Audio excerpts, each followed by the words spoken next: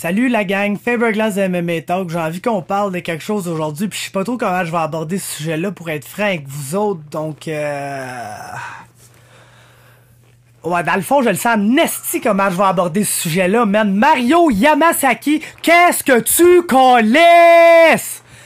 Aïe aïe, tabarnak, man. Hier soir, UFC Belém, combat féminin, Valentina Shevchenko contre Priscilla Cachoeira, un mismatch de proportion absolument monumentale, ça aurait jamais dû arriver. Genre, dans aucun cas dans la vie, tu devrais pas être un inconnu, esti, devant Valentina Shevchenko. Une fois qu'on a jamais vu se battre dans l'UFC, le premier combat, peut-être, oui, Valentina Shevchenko va te battre, ma ptoune, esti. Elle a du fun, genre, amuse-toi, ça va être beau, ça va être le fun.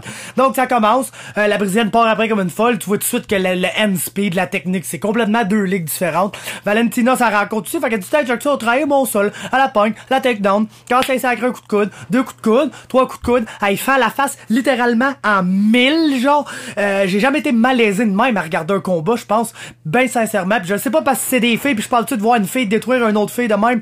Je veux dire, Chris, les hommes, mais ça, ils sont capables de manger leur volée, t'es un homme capable de manger ta volée comme un homme, mais une pauvre fille de même qui est en train de se faire brutaliser. Écoute, le compte, là, calice de coups dans ce combat-là, ça a fini 230-3. Ça a duré un round et demi. Si la fille était méconnaissable au sol, Valentina te l'a chopé dans la face all over avec des coups de coude. Elle te le ground and pound. Pis c'est au deuxième round, man. Ça a pris une tournure absolument dégueulasse, esti. Parce que, tu sais, comme de fait, t'as un mismatch de même au Brésil. Qui tu vas calisser là, man? Tu vas calisser Mario Yamasaki? Ben oui, tu vas calisser Mario Yamasaki. Ça fait bien du sens, man. Un esti de bon ref, Mario Yamasaki, tu sais. V'là un an, man, un an pile à peu près de ça. On est en train de parler de comment il était de la merde après qu'il ait laissé Travis Brown se faire presque tuer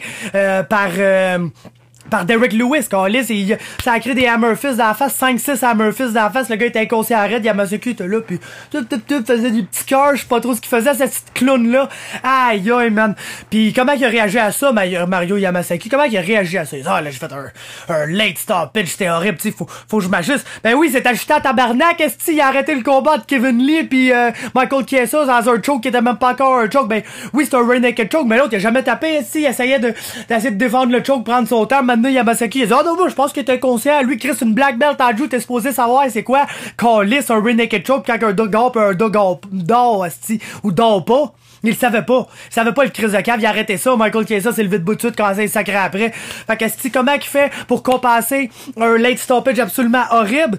Ben, il fait un early stoppage. Fait que le early stoppage, aïe, j'ai fait un early stoppage. Fait que là, qu'est-ce qu'il vient de faire, Calice? Il vient de passer proche de laisser une fille se faire tuer dans la cage. Esti, la fille, là, elle s'est fait TKO 3-4 fois facilement. Là, le combat était fini depuis une minute assis après le début du deuxième round. Ça aurait même pas dû passer. En fait, si le corner de Cachoeira était moindrement brillant, il l'aurait pas laissé aller là pour le deuxième round. Là, c'était pas un fight cette affaire-là. Là. C'était une raclée. Esti, ça aurait pu jouer sur World Star et Pop. Puis le monde, si c'était pas dans une cage, j'aurais pensé que c'est deux personnes qui se pognaient assis dans un KFC pour un baril de croquettes de poulet, calice de tabarnak, man. Ça a pas d'esti de bon sens qu'on voit des affaires de même en 2018. C'est supposé être un sport, ça, Chris. C'était pas un y a rien de beau, là, dans ce qu'on a vu hier. Y a personne qui va checker ça. Vous dites, oh, ouais, moi, j'ai envie de voir plus de ça. Moi, je vais checker ça, cet esti de sport-là, où tu peux voir une fille calisser des coups de coude à la face à une autre fille pendant 2 minutes, puis le ref fait rien, man. Il a rien fait. Esti, le combat, il aurait dû être arrêté 3, 4, 5 fois.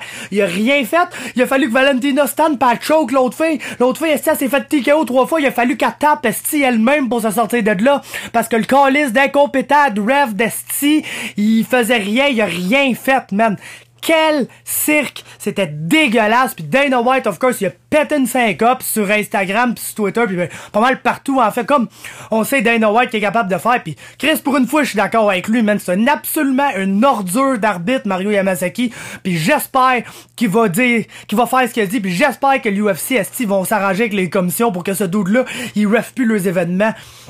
Pis ça serait déjà une bonne esti de partie de fête, mais pas encore une bonne partie de fête parce que Yamasaki, il ref beaucoup d'événements au Brésil, pis c'est sûr que dans l'UFC, des fois, ça arrive des affaires de même, mais c'est la scène régionale, là, des mismatchs, là, surtout au Brésil, entre vous pis moi, là. C'est pas une esti de circuit, c'est qu'il y a des gars qui arrivent avec des fiches comme Thomas Almeida de 18-0, pis ça fait 3 ans qu'il se bat, man. Il se bat toutes les fins de semaine contre quelqu'un qui a jamais mis esti une paire de gants dans ses mains.